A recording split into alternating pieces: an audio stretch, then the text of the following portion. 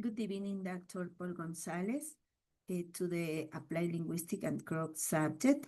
My name is Marta Zambache. I am in Parallel B. My ID number is 17 17 60 87. Welcome today to the video about an interesting topic that we studied this week, that is communication, high and low context culture. First, I start with a brief introduction about what is intercultural communication.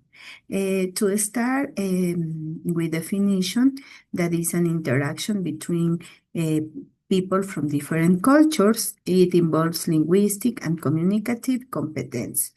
Another aspect, it is important of understanding norms, values, and customs. For example, appropriate greetings and conversation topics vary across culture. Now, I have language, culture, and thought. Here it's relationship between language, culture, and worldview. Spy-Worthy hypothesis language influence our way of thinking. For example, there are multiple terms for banana in Ecuador and many words for snow in Eskimo languages. In this slide, I present what are high context and low context cultures. According to the Edward Hall in 1976, he proposed that a high context is when the message is understood more through context, not through explicit words, and low context the message is transmitted directly and verbally. Also, it's important to mention some characteristics about high context and low context cultures. For example, about high context, here is indirect and not verbal communication, such as gestures, tone, silence. Also relationship and collective, harmonic confrontation, context, and personal relationship are fundamental key. There are in many countries, for example, Japan, Korea, China, Arabic country, and Latin America. Also, it's important to mention that in high context culture, here, much of the information is conveyed through nonverbal cues. Here also share experience and background knowledge. Relationships and social roles here are crucial. For example, in the country that I mentioned, it's other part necessary here in high context, meaning is derived from the situation, not just the word. Messages are often understood through tone, gesture, silence, or facial expression also. It's important, a long-term relationship are common, trust is key.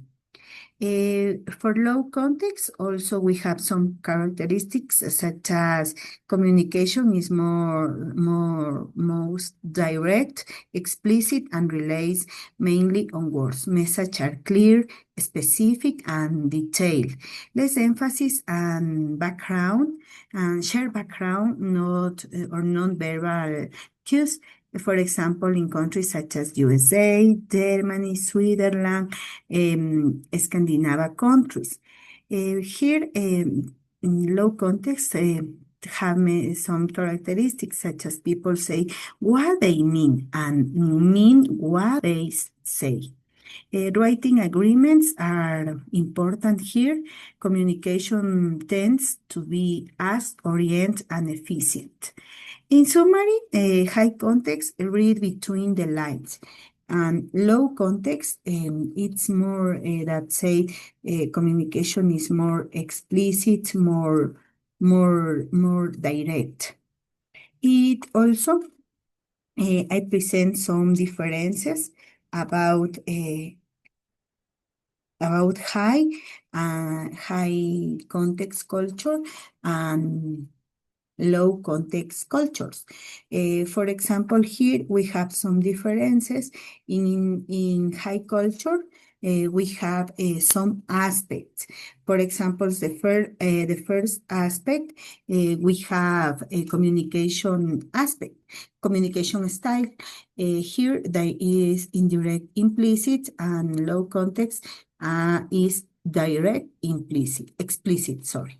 Message meaning in context culture depends heavily on not verbal cues, shared knowledge, and in low context relies mainly on words and clear expressions. Examples of cultures in countries such as in high context, countries such as Japan, Korea, Arab countries, Latin America. In low context, countries such as USA, Germany, Scandinavia, Canada, Scandinavian countries.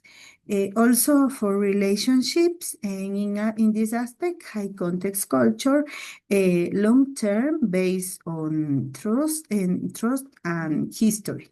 In low context, short term, task oriented. For rules and explicit in high context, here is more flexible, informal, and implicit. For low, here is more strict, is formal, and clearly is defined. The aspect for group or an individual, high context culture is group harmony prioritized. In low context is individual expression prioritized. For understanding new people in high context culture, take time to build trust, and low context, quick to share and do business. In summary, in high context, communication is nuanced, context and relationship matter. In low context, communication is clear, is direct, and detailed. I present some examples about high context and low context. For example, about high context, we have in Japan for example, in Japan, emphasis on harmony, silence, and reading between the lines. Here in Japan, say no directly is often avoided. In China, also indirect is used to avoid conflict. In Arabic countries, emotion and honor influence how messages are conveyed. In Latin America, for example, in countries such as Mexico and Brazil, context and tone carry as much meaning as words. For low context, also I detail some examples. For example, in Germany, meetings have a strict and strict attendance, and any change are discussed openly. In Sweden, direct feedback is common and appreciated even in team settings. In Canada, for example, in education, teachers expect to students ask questions and express opinions directly.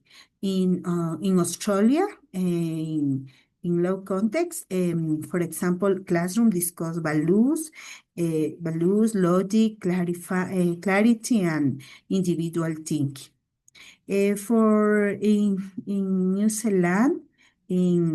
Zealand, also in the daily life, here is more polite disagreement or honest critique is normal in conversation.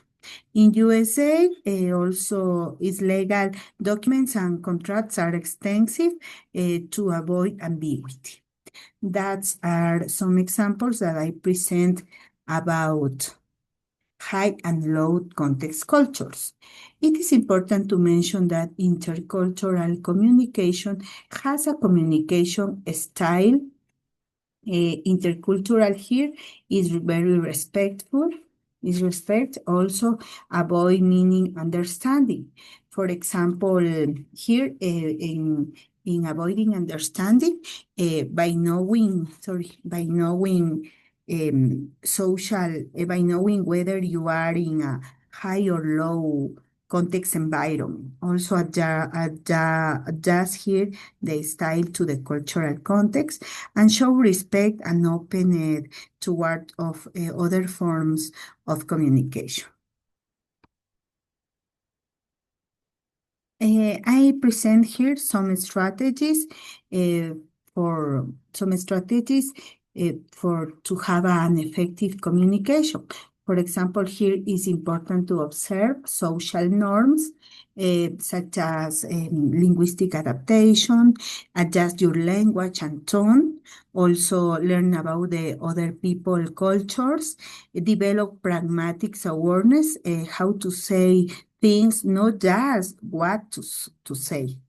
Finally, in conclusion, here understanding contextual differences helps to improve cross-cultural communication.